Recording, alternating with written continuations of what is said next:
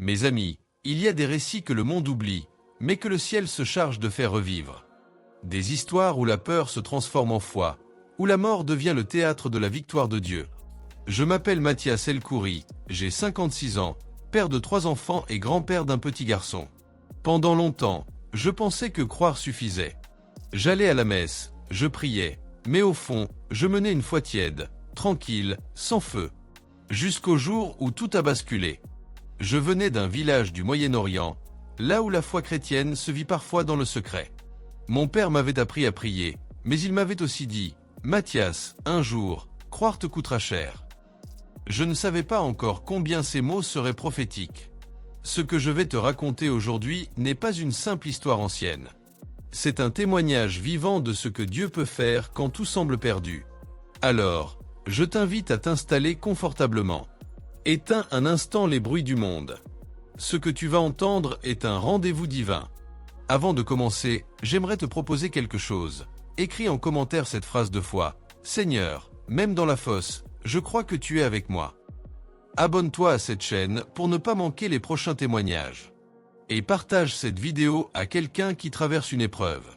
Car parfois, c'est dans la nuit la plus profonde que Dieu prépare la plus grande lumière. Et c'est là, dans le silence du désespoir, que Dieu commence à écrire les chapitres que les hommes croyaient impossibles.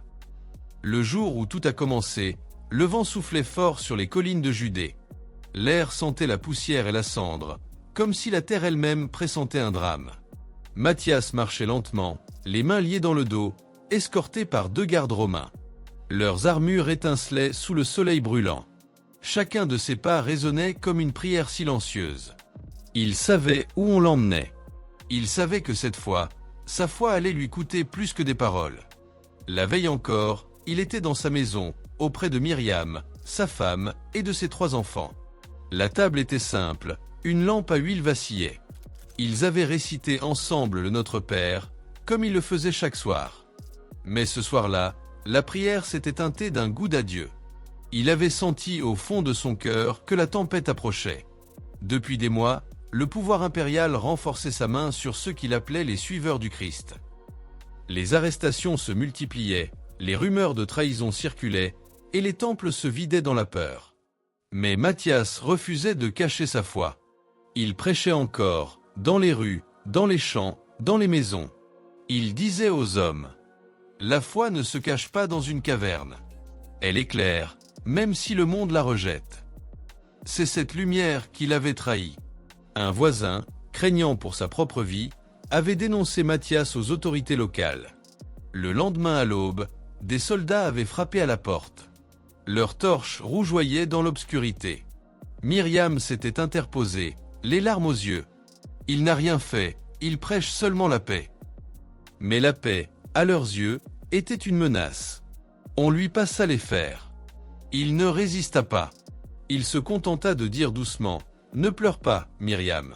Ce n'est qu'un désert avant la promesse. » Ces mots, elle ne les comprit pas tout de suite. Ce n'est que des années plus tard qu'elle en saisit toute la portée. Dans la cellule où il fut jeté, la nuit semblait sans fin. La pierre froide collait à sa peau. L'air sentait la peur et le fer. Il n'avait pour compagnie qu'une lampe presque éteinte, et les prières qu'il murmurait entre ses dents. Chaque respiration devenait un combat contre le doute.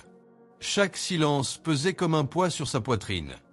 Il se souvenait des psaumes que son père lui avait appris lorsqu'il était enfant, dans les collines de Galilée. « Quand je marche dans la vallée de l'ombre de la mort, je ne crains aucun mal, car tu es avec moi. » Psaume 23,4. Ces paroles, il les avait récitées tant de fois qu'elles semblaient familières. Mais ce soir-là, elles prirent un goût nouveau. Ce n'était plus un verset appris. C'était une corde à laquelle il s'accrochait de toutes ses forces. La peur, cette compagne invisible, s'assit près de lui. Elle murmura à son oreille: « Et si ton Dieu t'avait abandonné? Et si tout cela n'était qu'une illusion ?» Alors Mathias leva les yeux vers le plafond de pierre et répondit dans le silence: « Même si je ne te vois pas, je sais que tu es là. » Ce fut sa première victoire dans la fosse de l'âme, résister à la peur invisible. La foi n'est pas toujours un cri puissant. Parfois, c'est un simple murmure dans la nuit: « Je crois encore. » Les jours passèrent. Les interrogatoires se succédaient. Les juges lui posaient toujours la même question. Renie ce Jésus et tu vivras. Mais il répondait toujours la même chose. Comment renier celui qui m'a appris à aimer? Cette réponse, simple et droite, résonnait dans les couloirs du tribunal. Certains soldats détournaient le regard, honteux. D'autres riaient. Mais au fond, même leur moquerie ne pouvait éteindre la lumière qui brillait dans les yeux de Matthias. Il se souvenait des paroles du Christ.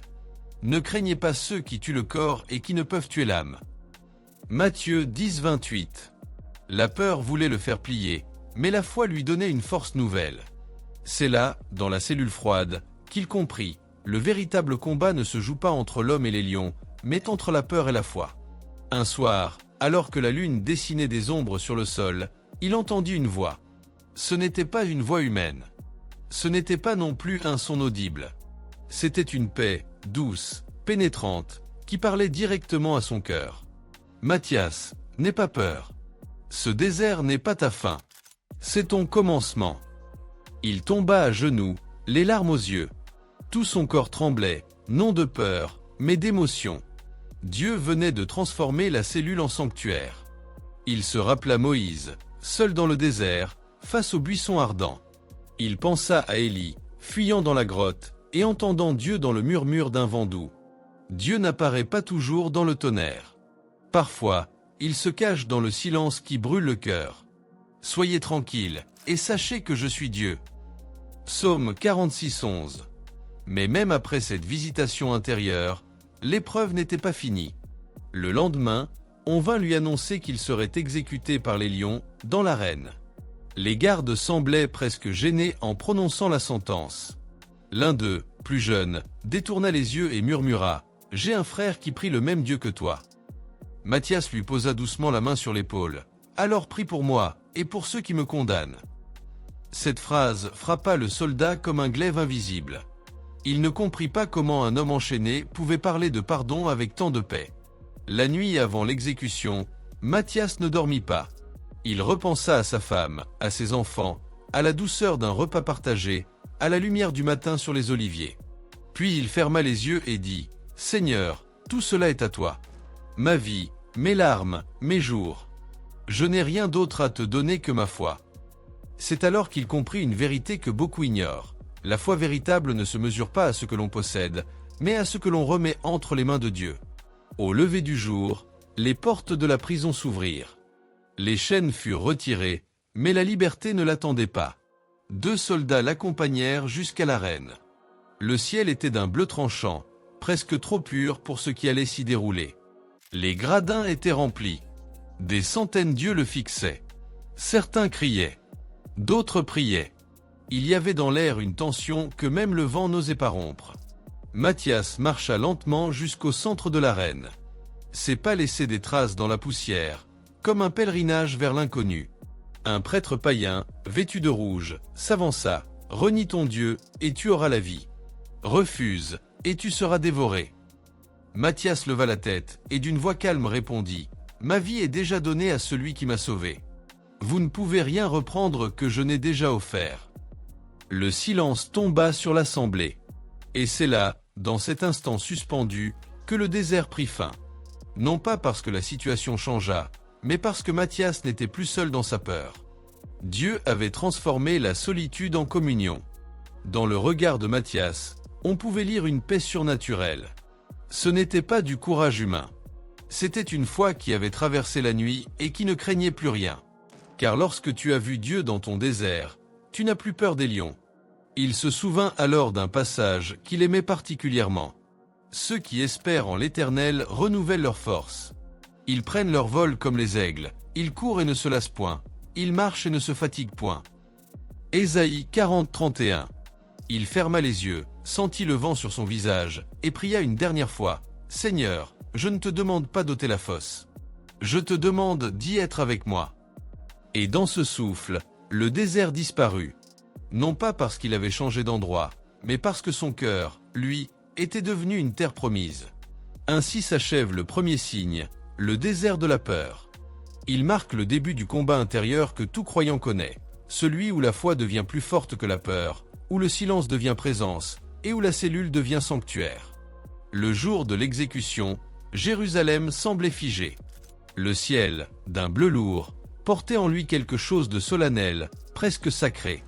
Les rues se vidaient à mesure que les soldats passaient, leurs armures résonnant comme un écho du jugement à venir. Matthias, les mains liées, marchait entre deux gardes, son visage calme, mais son cœur battant la mesure d'une prière. On l'emmena jusqu'à l'arène, bâtie à la périphérie de la ville, là où le peuple venait assister à la cruauté comme on va à une fête. Les gradins étaient déjà remplis, des hommes, des femmes, des enfants, des prêtres païens, des marchands. Chacun attendait que la peur commence. Mais dans le cœur de Matthias, une autre attente grandissait, celle de voir Dieu dans la fosse. Les portes de fer s'ouvrirent. Le rugissement des lions monta comme un tonnerre. Les bêtes, retenues derrière les grilles, frappaient le sol de leurs griffes. L'air vibrait. Même les soldats hésitaient à s'approcher. On plaça Matthias au centre de l'arène. Il leva les yeux vers le ciel. Le soleil tombait droit sur lui, comme un projecteur céleste. Ses lèvres remuèrent lentement. « Seigneur, fais que cette peur devienne offrande. Que mon souffle te glorifie, même au milieu des fauves. » Puis il baissa la tête. Il pensa à Myriam, à ses enfants, à son père. Et soudain, un souvenir s'imposa à lui, l'histoire de Daniel, jeté lui aussi dans la fosse, entouré de lions affamés. Mon Dieu a envoyé son ange, qui a fermé la gueule des lions. Daniel 6, 23. Ce verset, il le connaissait depuis l'enfance. Mais aujourd'hui, il cessait d'être un texte. Il devenait une promesse. Le chef des gardes donna un signe. Les lourdes portes de bois s'ouvrirent dans un fracas sec. 3 lions s'élancèrent, rugissant, leurs muscles tendus, leurs crocs brillants sous la lumière. La foule poussa un cri. Certains se levèrent, d'autres détournèrent les yeux. Matthias ne bougea pas. Ses genoux fléchirent doucement. Il tomba à terre, non pas de terreur, mais en signe de prière. Ses lèvres murmurèrent « Père, entre tes mains, je remets mon esprit. » Luc 23, 46. Le premier lion s'arrêta net, à quelques pas de lui. Son rugissement s'éteignit dans sa gorge. Il tourna la tête, comme s'il hésitait. Le deuxième s'approcha, lentement, renifla la poussière, puis fit un cercle autour de Matthias sans l'effleurer. Le troisième, plus grand, plus sauvage, bondit d'un coup. La foule cria. Mais au lieu de mordre, il s'immobilisa. Son museau toucha presque le visage du prisonnier. Et là, dans un silence impossible, il se coucha. La scène dura plusieurs secondes, mais elle sembla une éternité. Un souffle de stupeur parcourut l'assemblée. Les gardes échangèrent des regards inquiets. Le chef, pâle, s'avança et cria « Que les bêtes soient excitées. Qu'on les frappe s'il le faut. » Mais rien ne changea. Les lions restaient là, paisibles, couchés autour de Matthias, comme un troupeau protégeant son berger. Un murmure monta des gradins. Certains y voyaient un prodige, d'autres une supercherie. Mais pour ceux qui croyaient, le message était clair. Dieu était descendu dans la fosse. Matthias, toujours agenouillé, ferma les yeux. Il sentit une chaleur douce l'envelopper, comme une caresse invisible. Il ne voyait pas d'ange, mais il percevait une présence. Un souffle intérieur, une paix absolue, plus forte que tout ce qu'il avait connu. Il comprit alors que le miracle n'était pas tant la docilité des lions, mais la présence réelle de Dieu au milieu de la peur. Combien d'hommes ont rêvé de voir Dieu? Et pourtant, il se révèle souvent là où on l'attend le moins, dans la douleur, dans le silence, dans la poussière d'une arène. Le prêtre païen s'approcha, la colère dans les yeux. « Sorcellerie !» hurla-t-il. Mais avant qu'il ne puisse ajouter un mot, l'un des lions leva la tête et rugit. Pas un rugissement de menace, mais un cri si puissant que les flammes des torchers vacillèrent. Le prêtre recula, pris d'effroi. Matthias leva la tête et dit doucement « Ce n'est pas moi qui ai fermé leur gueule. C'est celui qui m'a créé, et qui les a créés. » Une femme dans la foule, émue, se mit à pleurer. Elle chuchota « Le Dieu de Daniel vit encore. » Les minutes passaient. Le silence régnait dans l'arène. Même le vent semblait retenir son souffle. Matthias restait à genoux, les lions couchés autour de lui, comme si le ciel tout entier s'était arrêté pour contempler la scène. Puis, lentement, il posa sa main sur la crinière d'un des lions. Sa main tremblait, mais pas de peur, de reconnaissance. Il ferma les yeux et murmura, « Tu fais taire la fureur du monde. Tu transformes la mort en paix. » Et il sentit le fauve respirer doucement, paisiblement, comme un signe vivant de la fidélité divine. La foule commença à s'agiter. Certains criaient au miracle.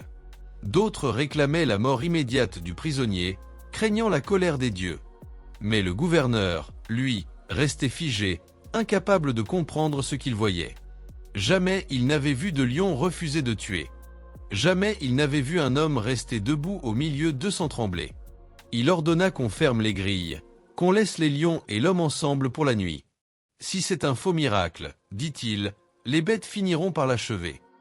Quand le soleil disparut derrière les gradins, la lumière déclina. Le vent du soir entra par les ouvertures de l'arène, soulevant la poussière et les odeurs sauvages. Mathias resta là, assis, entouré des 3 fauves endormis. La lune se leva, blanche et froide, et déversa sa lumière argentée sur la scène. Dans ce silence sacré, il se mit à prier à voix basse. « Seigneur, je ne comprends pas tout. Pourquoi m'avoir conduit ici? Pourquoi m'avoir fait passer par la peur, le doute, le froid ?» Et dans le calme de la nuit, il entendit au fond de lui une réponse, claire, douce et puissante, pour que le monde sache que je suis encore le Dieu des lions. Mathias sentit une larme couler le long de sa joue. Il leva les yeux vers le ciel étoilé et répondit, « Alors que ma vie te serve, Seigneur. Même si je dois mourir demain, je sais maintenant que je n'ai jamais été seul. » Le lendemain matin, les gardes ouvrirent la grille. Les lions dormaient encore, paisibles, roulés contre le corps de Mathias comme des animaux domestiques. Il se leva lentement. Ses chaînes étaient toujours là, mais son cœur, lui, était libre. Les gardes reculèrent, effrayés. Personne n'osait s'approcher. Un murmure parcourut la foule. Son Dieu l'a sauvé. Le gouverneur, déconcerté, s'approcha à son tour. Il fixa Mathias et dit, « Quel pouvoir as-tu invoqué ?» Mathias répondit simplement, « Aucun pouvoir, sinon celui de la foi. » La foi, c'est la ferme assurance des choses qu'on espère, la démonstration de celles qu'on ne voit pas. Hébreux 11:1. Le gouverneur resta un moment silencieux.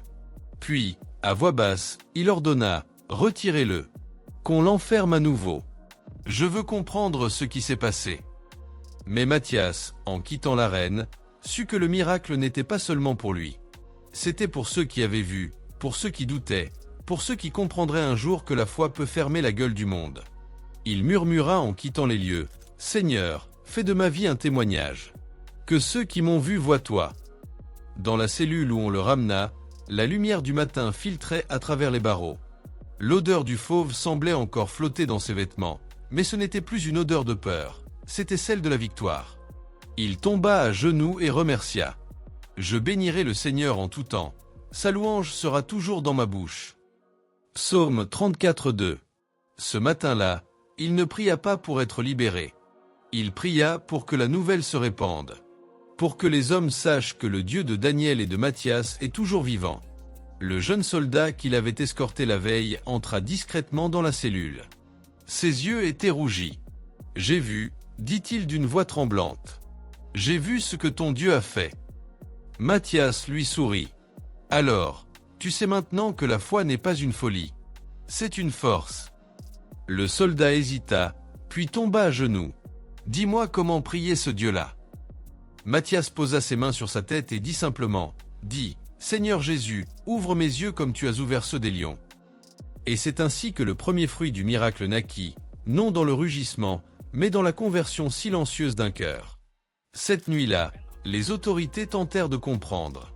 Certains parlèrent de magie, d'autres de hasard. Mais dans les tavernes, dans les maisons, dans les marchés, le peuple racontait une seule version.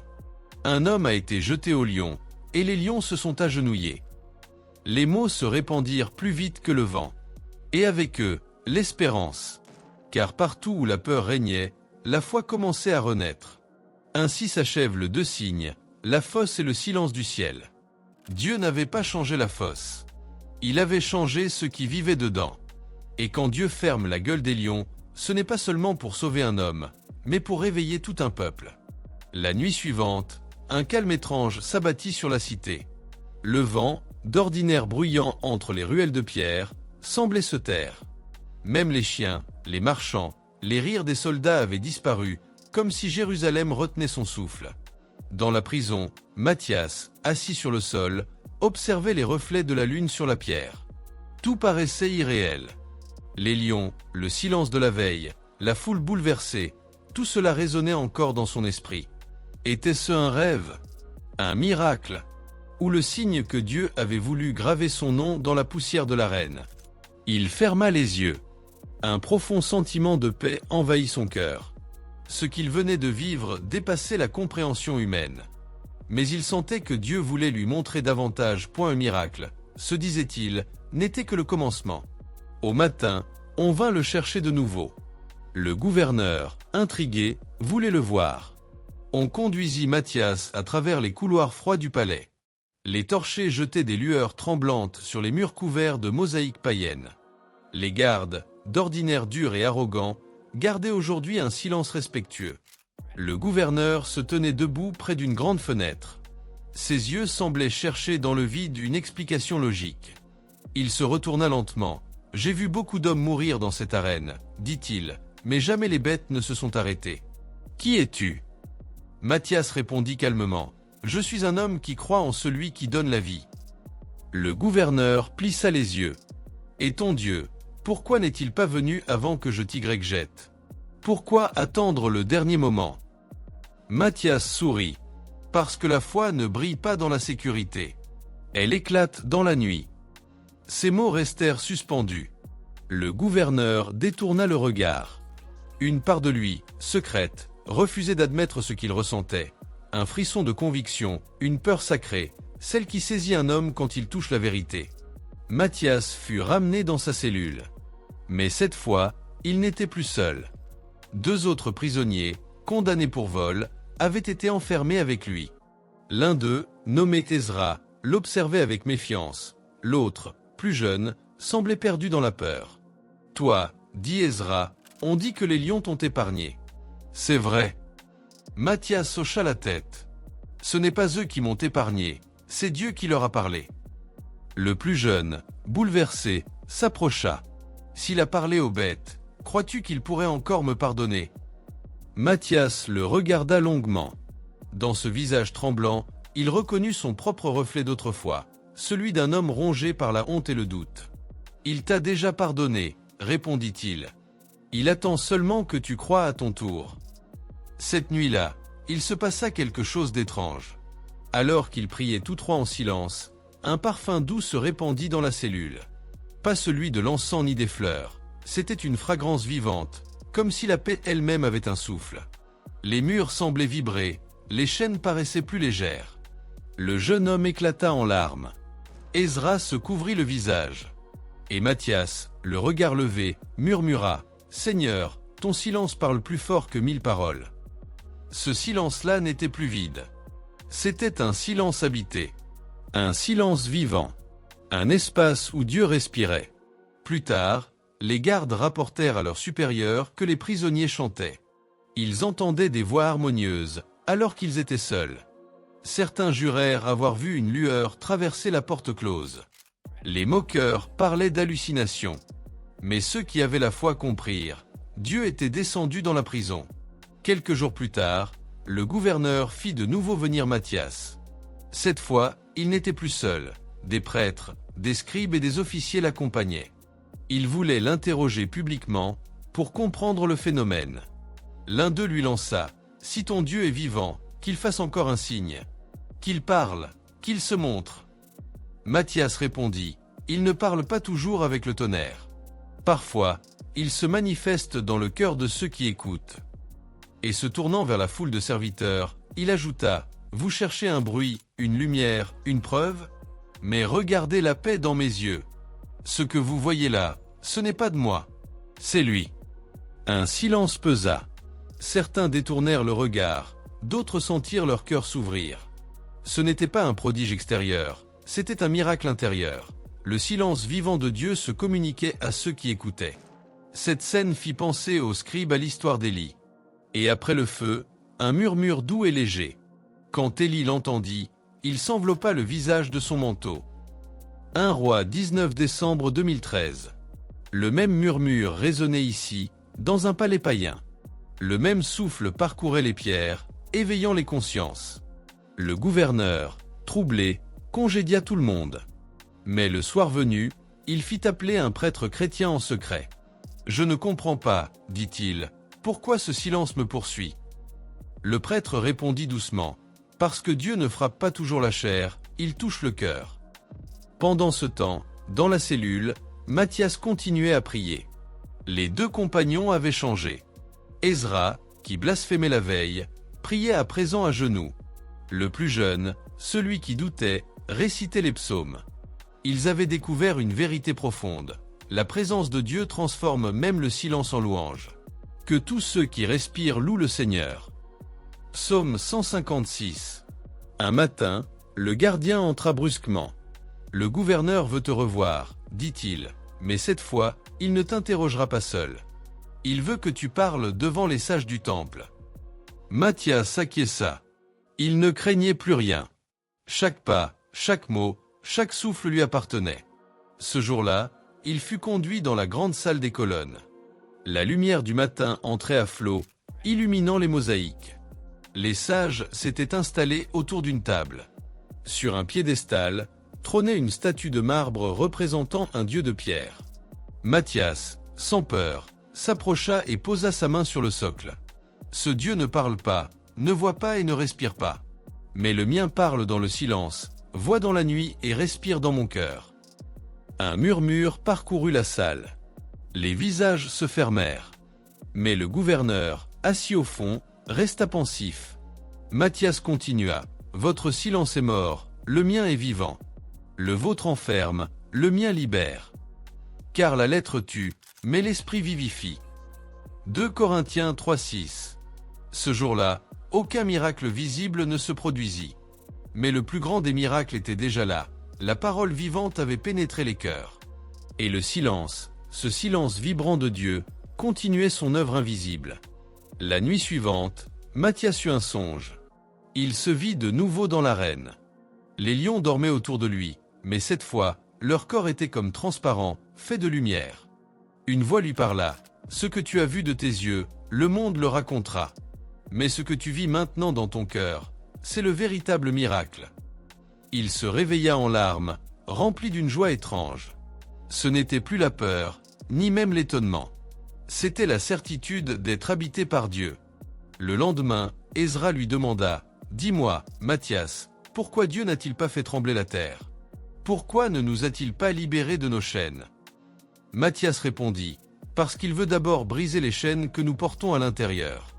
Celles de la peur, de la colère, du doute. » Et il ajouta, « Vous connaîtrez la vérité, et la vérité vous rendra libre. » Jean 8, 32. Ezra se mit à pleurer. Ce fut là, dans cette prison, que la vraie libération commença. Quelques jours plus tard, des visiteurs vinrent secrètement voir Matthias. C'étaient des croyants des villages voisins, venus entendre l'homme que les lions avaient épargné. On les fit entrer de nuit, discrètement. Ils s'agenouillèrent autour de lui, touchèrent ses mains, écoutèrent ses paroles. Et dans cette cellule minuscule, un nouveau peuple de foi naissait. Le murmure de la grâce se répandait comme un feu discret, mais inarrêtable. Une femme, parmi elles, lui raconta « Mon fils est malade depuis des mois. J'ai prié, mais Dieu ne répond pas. » Matthias lui prit les mains. « Le silence n'est pas l'absence, ma sœur. C'est parfois le langage le plus profond du ciel. » Et il pria pour elle. Une paix intense descendit dans la pièce. La femme sentit sa peur disparaître.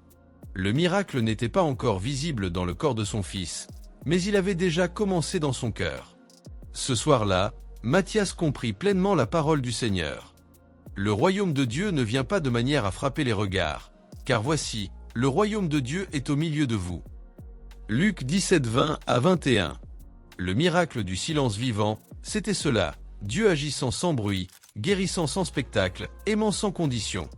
Il écrivit plus tard sur un morceau de toile. Ceux qui veulent voir la puissance de Dieu doivent apprendre à écouter son silence. Ces mots furent transmis de main en main, d'église en église, bien après sa mort.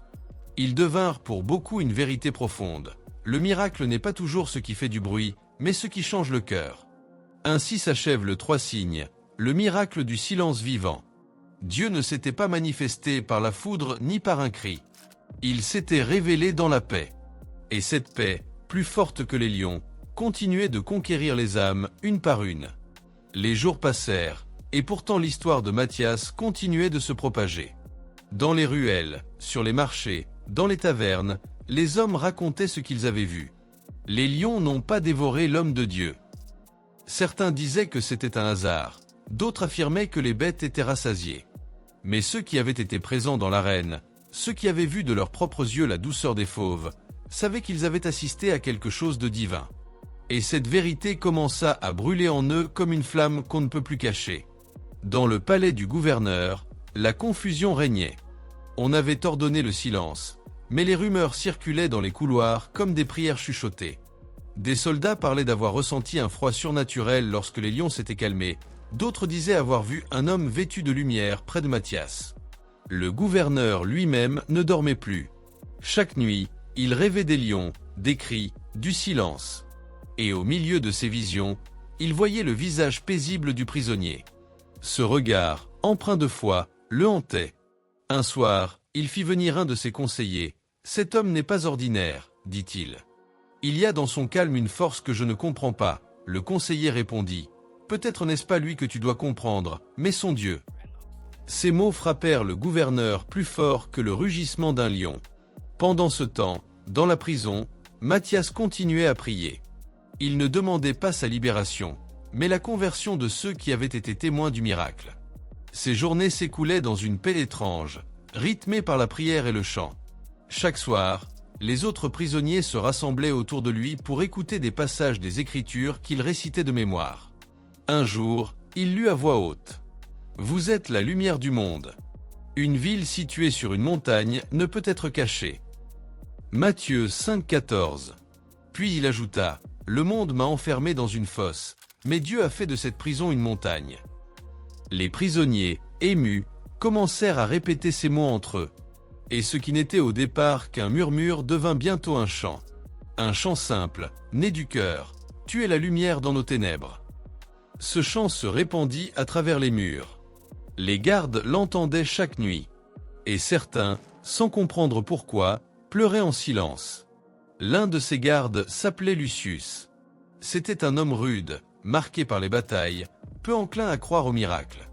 Mais depuis le jour où il avait escorté Matthias vers l'arène, quelque chose en lui avait changé. Il ne pouvait oublier ce regard, cette paix inexplicable au milieu du danger. Une nuit, alors qu'il montait la garde devant la cellule, il entendit Matthias prier. « Seigneur, souviens-toi de ceux qui te combattent sans te connaître. Touche leur cœur comme tu as touché celui des lions. » Lucius sentit ses yeux se remplir de larmes. C'était la première fois qu'il pleurait depuis la mort de son fils. Il tomba à genoux, hors de vue, et murmura « Si tu existes, fais de moi un autre homme. » Le lendemain, lorsqu'il entra pour apporter la nourriture, Matthias le regarda et dit simplement « Tu as prié cette nuit. » Lucius resta figé. « Comment le sais-tu ? » »« Parce que Dieu m'a montré ton visage. » À ce moment, le soldat sentit une chaleur douce l'envahir. Il posa son épée à terre. Et là, dans la cellule d'un prisonnier, un soldat romain trouva la foi. Les jours suivants, Lucius revenait souvent, non pour surveiller, mais pour écouter. Matthias lui parlait du Christ, de la croix, du pardon. Il lui raconta comment Pierre avait renié Jésus, mais avait été relevé par l'amour. Il lui expliqua que même ceux qui avaient du sang sur les mains pouvaient renaître. Si vos péchés sont comme le cramoisi, ils deviendront blancs comme la neige. Ésaïe 1,18. Lucius tomba de nouveau à genoux.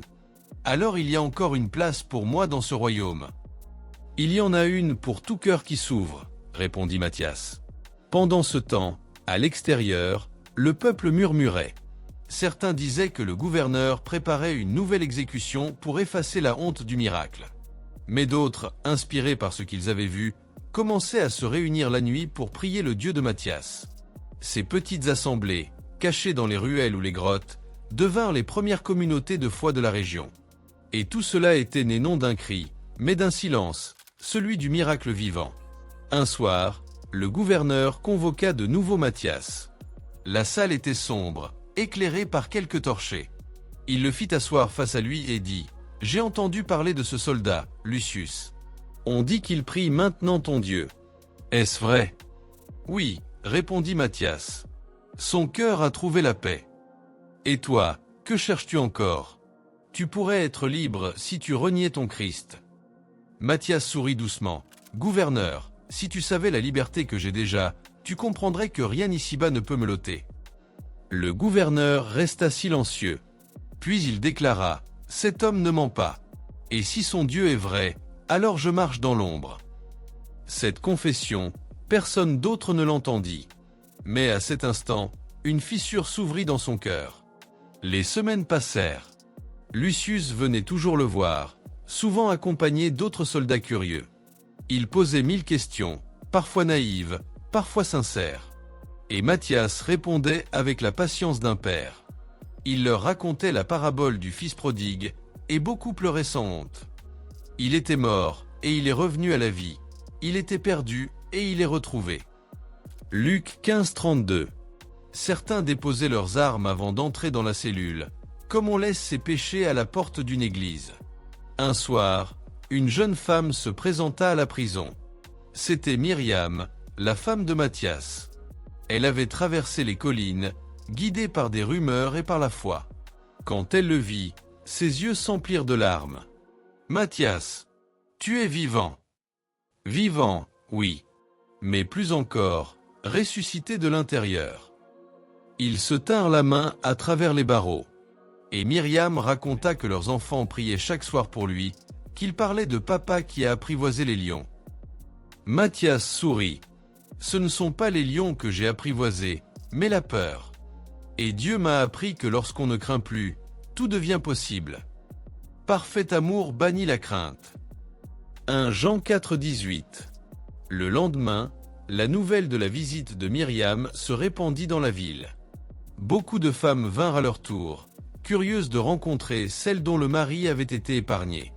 Elles prièrent avec elle, elles écoutèrent son témoignage.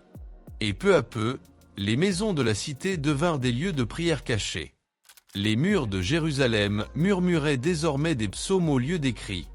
Dans la prison, Mathias sentit que son temps approchait. Dieu lui avait donné la mission de semer, et il savait que la récolte viendrait après lui. Chaque jour, il enseignait, priait, consolait. Lucius, Ezra, Myriam et d'autres venaient l'écouter. Un jour, il leur dit « Le miracle des lions n'était que le début. Le vrai miracle, c'est vous. Vous qui étiez dans les ténèbres, et qui maintenant portez la lumière. » Ils pleurèrent ensemble. Ce n'était plus une prison, c'était une église. Et cette église n'avait pas besoin de murs consacrés, car Dieu y habitait déjà. Là où 2 ou 3 sont assemblés en mon nom, je suis au milieu d'eux. Matthieu 18:20. Le gouverneur, apprenant que des soldats et des citoyens se rassemblaient pour prier, hésita entre la colère et l'admiration. Mais une nuit, il eut un rêve. Il se voyait lui-même dans l'arène, entouré de lions. Il s'approchait de lui, non pour le dévorer, mais pour se coucher à ses pieds. Au centre se tenait Mathias, rayonnant de lumière. Et une voix disait « Ce que tu as voulu tuer, je l'ai rendu vivant. » Le gouverneur se réveilla en larmes. Ce fut le début de sa propre conversion. Ainsi, le miracle des lions avait enfanté un autre miracle, celui des âmes changées. Le rugissement des bêtes s'était transformé en chant de foi. Et dans le cœur des témoins, un feu nouveau brûlait. Mathias comprit alors que le plan de Dieu n'était pas seulement de le sauver, mais de réveiller tout un peuple endormi. Ceux qui sèment avec larmes moissonneront avec chant d'allégresse. Psaume 126:5. Ce 4e signe n'était pas une scène de spectacle, mais un déploiement discret de la grâce. Car chaque regard, chaque prière, chaque conversion silencieuse formait le véritable triomphe du Christ. Et au milieu de cette victoire invisible, Mathias souriait. Il savait que même s'il devait mourir, la parole vivrait. Ainsi s'achève le 4 signe, la conversion des témoins. Le miracle ne s'était pas arrêté dans l'arène. Il s'était propagé dans les cœurs. Et là où les hommes croyaient voir la fin, Dieu avait planté le commencement. Le jour s'annonçait comme les autres. Le vent glissait entre les barreaux de la cellule, soulevant la poussière du sol. Mais dans le cœur de Mathias, quelque chose avait changé. Ce matin-là, il ressentait une paix si vaste qu'elle semblait venue d'un autre monde. Les bruits de la ville s'élevaient au loin, le marteau des forgerons, les cris des marchands, le pas des soldats, mais tout cela lui paraissait lointain, étranger. Il savait que le moment approchait. Non pas celui de sa mort, mais celui de son retour à la maison. Myriam avait été autorisée à le voir une dernière fois. Elle entra dans la cellule, le visage voilé, les yeux baignés de larmes. Derrière elle, Lucius et Ezra l'accompagnaient. L'atmosphère était lourde, mais étrangement douce, comme un coucher de soleil avant l'éternité. Mathias leur sourit. « Ne pleurez pas. Ce que le monde appelle la fin, Dieu l'appelle commencement. » Myriam se jeta à genoux, serrant sa main dans la sienne. « Comment peux-tu parler avec autant de paix alors qu'ils veulent te reprendre la vie ?» Mathias leva les yeux vers la lumière filtrant par les barreaux. « Parce qu'ils ne peuvent pas me reprendre ce que je leur ai déjà donné, ma foi. » Lucius, ému, baissa la tête. « Tu nous laisses, Mathias. Que deviendrons-nous? Vous deviendrez ce que Dieu a fait de moi, des témoins. » Il se tourna vers Ezra. « Toi qui étais voleur, tu deviendras semeur. Toi, Lucius, toi qui étais soldat, tu deviendras défenseur de la paix. Et toi, Myriam, tu deviendras la voix du miracle. » Le gardien entra. Il portait l'ordre d'exécution. Mais cette fois, il ne leva pas les yeux. Sa main tremblait. « Pardonne-moi, Mathias. » Le prisonnier posa la main sur son bras. « Ce n'est pas toi qui me condamne. C'est Dieu qui m'appelle. » Puis il ajouta, d'une voix paisible. « Je combattus le bon combat, j'ai achevé la course, j'ai gardé la foi. » 2 Timothée 4,7. On le fit sortir. Les rues étaient pleines. La foule s'était amassée, comme pour revoir une légende vivante. Certains se moquaient, d'autres pleuraient, d'autres encore priaient en silence. Myriam suivait derrière, le visage caché dans son voile. Lucius marchait à ses côtés, le cœur lourd mais décidé à ne pas faiblir. Il savait que ce jour serait gravé à jamais dans les mémoires. La reine réapparut, la même que le jour du miracle. Les lions, cette fois, n'étaient plus là. À leur place, un bûcher avait été dressé. Les flammes attendaient. Le gouverneur, assis dans sa tribune, regardait sans dire un mot. Mathias s'avança lentement. Chaque pas résonnait comme un battement d'ailes. Il leva les yeux vers le ciel et murmura « Seigneur, je te rends grâce pour tout, pour la peur, pour la fosse, pour les larmes et pour la lumière. » On le lia au poteau. Les soldats s'écartèrent. Le bourreau leva la torche. Mais au moment où la flamme toucha le bois, un vent puissant traversa l'arène. Les torchers s'éteignirent. Un grand cri s'éleva dans la foule. Certains tombèrent à genoux. D'autres s'enfuirent, effrayés. Au milieu de ce tumulte, Mathias demeurait debout, les liens toujours au poignet, mais le visage baigné d'une lumière surnaturelle. Un éclat, venu d'en haut, descendait lentement. C'était comme si le ciel lui-même s'ouvrait. Une voix douce, mais puissante, résonna dans son cœur. « Mon fils, le combat est terminé. Entre dans la joie de ton maître. » Mathias ferma les yeux. Ses lèvres remuèrent une dernière fois. « Que ton nom soit béni pour l'éternité. » Et soudain, une lumière éclatante enveloppa tout son corps. Les chaînes tombèrent à terre. Son visage devint paisible, presque endormi. Le feu, prêt à s'allumer, se consuma de lui-même sans toucher un seul brin de bois. Ceux qui étaient présents jurèrent avoir vu une colombe descendre du ciel et se poser un instant sur son épaule. D'autres affirmèrent qu'un parfum de myrrhe et d'encens s'était répandu dans toute l'arène. Le gouverneur, bouleversé, tomba à genoux. Lucius pleura à voix haute. Et Myriam, en regardant vers le ciel, dit simplement « Il est entré dans la gloire ». Ce jour-là, Jérusalem connut un silence qu'elle n'avait jamais connu. Pas un cri, pas un bruit. Même le vent semblait s'incliner. Et dans ce silence, des centaines de cœurs commencèrent à prier le Dieu de Mathias. Ce fut le triomphe du ciel. Pas une victoire militaire. Pas un miracle de spectacle. Mais une victoire éternelle, celle d'un homme ordinaire devenu témoin du divin. Les semaines qui suivirent, Lucius et Myriam prirent la relève. Ils racontaient partout ce qu'ils avaient vu. Ils baptisèrent, enseignèrent, consolèrent. Et partout où ils allaient, la foi renaissait. Un jour, dans une petite assemblée, Lucius dit « Ce que les lions n'ont pas pu détruire, le feu n'a pas pu l'éteindre. Car ce qui vient de Dieu ne meurt jamais. » Les fidèles pleurèrent. Et Myriam ajouta « Il m'avait dit que la foi était plus forte que la mort. Aujourd'hui, je sais qu'il disait vrai. » La tombe de Mathias devint un lieu de prière. Des pèlerins venaient de loin pour toucher la pierre où il reposait. Certains disaient y avoir retrouvé la vue, d'autres la paix. Mais tous repartaient avec un cœur transformé. Le gouverneur lui-même, quelques années plus tard, se retira de la vie publique. On raconte qu'il fit bâtir une petite chapelle près du lieu de l'arène. Chaque matin, il venait y prier, les larmes aux yeux, répétant sans cesse « Je n'ai pas vu un condamné, j'ai vu un saint ». Des générations plus tard, les chrétiens racontaient encore son histoire. Les enfants l'apprenaient comme on apprend une prière. Et chaque fois qu'un croyant se sentait abandonné, il se souvenait de Mathias, l'homme jeté au lion, et de ces mots. « Le Seigneur est mon berger, je ne manquerai de rien. » Psaume 23:1. Car dans chaque arène de la vie, il y a un Dieu qui veille. Dans chaque feu, un ange qui protège. Et dans chaque peur, une foi prête à renaître. Myriam, vieillissante, racontait souvent à ses petits-enfants « Votre grand-père n'a pas été sauvé parce qu'il était fort. Il a été sauvé parce qu'il a cru jusqu'au bout. » Et elle ajoutait « Le secret, mes enfants, c'est de ne jamais douter de l'amour de Dieu, même quand tout semble perdu. Car je suis persuadé que ni la mort, ni la vie, ni les anges, ni les dominations, ni les puissances, ni les choses présentes, ni les choses à venir, ne pourront nous séparer de l'amour de Dieu. » Romains 8, 38-39.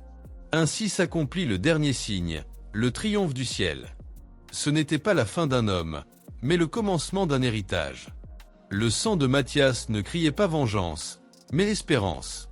Et sa foi, plantée dans la poussière de l'arène, devint une semence éternelle. La lumière du matin se leva sur la ville. Dans le lointain, une cloche sonna. Lucius leva la tête vers le ciel et dit « Le témoin est monté, mais le message demeure. » Et il s'agenouilla, priant en silence, pendant que le soleil se levait, dorant les pierres de Jérusalem. Le vent soufflait doucement. Et dans le murmure de l'air, on aurait pu entendre cette phrase invisible. « Ceux qui ont cru ne meurent jamais, car leur foi parle encore. » Mes frères, mes sœurs, si vous avez écouté jusqu'ici, ce n'est pas un hasard.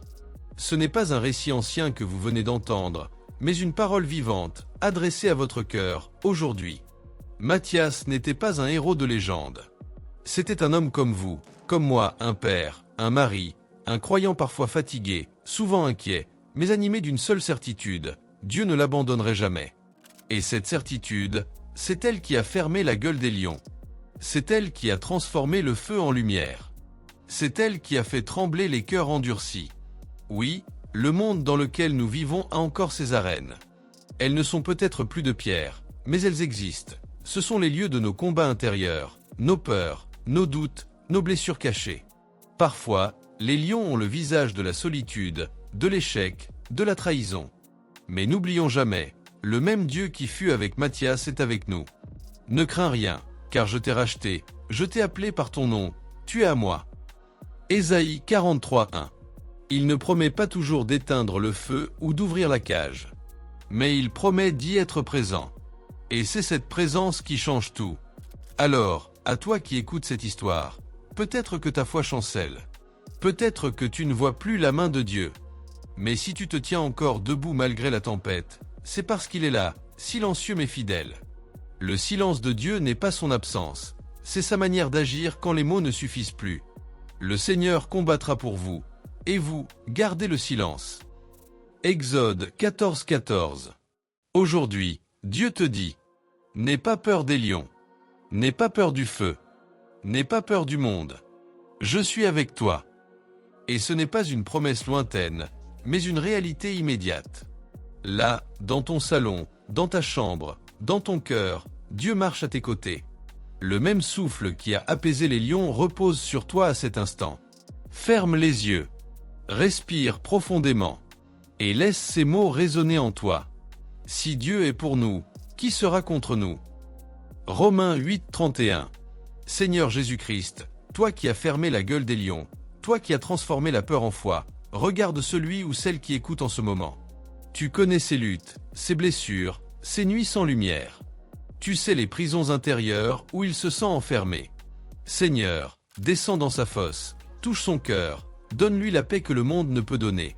Fais de ses épreuves une offrande, de ses larmes une semence, de son silence un lieu de rencontre avec toi. Et quand il pensera que tout est perdu, souviens-lui de Matthias, ton serviteur. Et montre-lui que toi seul es le Dieu du miracle.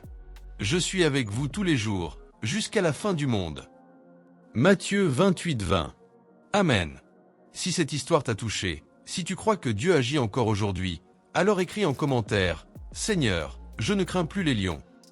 Partage cette vidéo à quelqu'un qui traverse une épreuve, car tu pourrais être la voix que Dieu envoie pour relever un cœur. Et surtout, abonne-toi à cette chaîne pour d'autres témoignages de foi.